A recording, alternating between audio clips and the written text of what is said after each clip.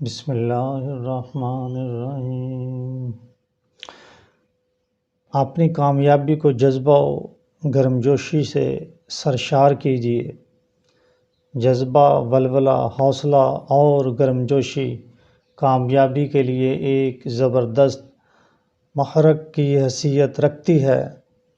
جب بھی آپ کوئی کام کرنے لگیں تو اسے مکمل یکسوئی، استغراق، سنجیدگی، اخلاص اور دل جمی کے ساتھ انجام دیں اور اپنی تمام توانائی اور کوششیں اس کے لیے صرف کر ڈالیں۔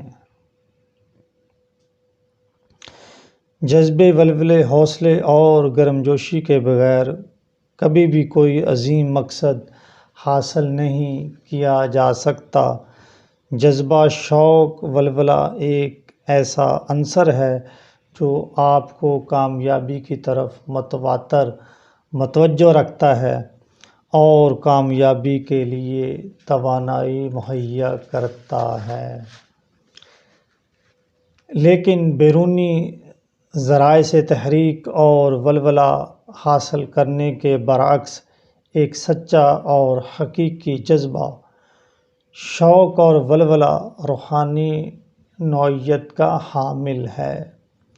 یہ انسان کے اندر سے ابھرتا ہے اور حیرت انگیز کامیابیوں کا باعث بنتا ہے۔ جب آپ اپنے کام اور پیشے سے محبت کرتے ہیں اور اپنے اس کام اور پیشے کے ذریعے خوش ہوتے ہیں تو آپ اپنا مقصد اور ہدف پہلے ہی حاصل کر چکے ہوتے ہیں۔ جب آپ اپنے مقصد کے ساتھ جذبے اور شوق اور اپنی پسندیدگی کا اظہار کرتے ہیں اور اسے مستقل مزاجی اور ثابت قدمی سے جاری رکھتے ہیں تو پھر کامیابی آپ کے لیے یقینی ہو جاتی ہے۔ اگر آپ بڑی اور عظیم کامیابی حاصل نہیں کرتے تو پھر آپ کی کون پرواہ کرتا ہے، لیکن جب خوشی، شوق اور جذبے کے ساتھ آپ اپنا کام سر انجام دیتے ہیں تو ہر کوئی آپ کی تعریف کرتا ہے۔ جذبہ، شوق اور ولولہ، گرمجوشی کیسے پیدا کی جا سکتی ہے؟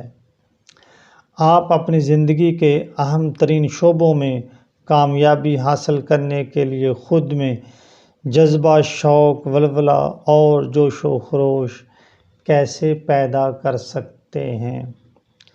آئیے اب ہم ایک لمحے کے لیے آپ کے پیشے پر نظر ڈالتے ہیں۔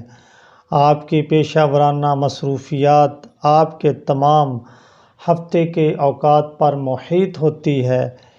ایک گیلپ سروے کے مطابق بتایا گیا ہے کہ دنیا میں 1/3 افراد اپنے کام اور پیشے سے خوش نہیں ہیں، اور کوئی دوسرا پیشہ اور کام اختیار کرنا چاہتے ہیں۔ تو پھر آپ اپنے آپ سے پوچھیے کہ کیا میں وہی کام کر رہا ہوں جو مجھے پسند ہے؟ عظیم تر اور کامیاب ترین افراد اپنے کام اور پیشے سے محبت کرتے ہیں، اس کام کو نہایت اخلاص اور سنجیدگی کے ساتھ انجام دیتے ہیں اور اسے اپنے لیے مشغلہ سمجھتے ہیں۔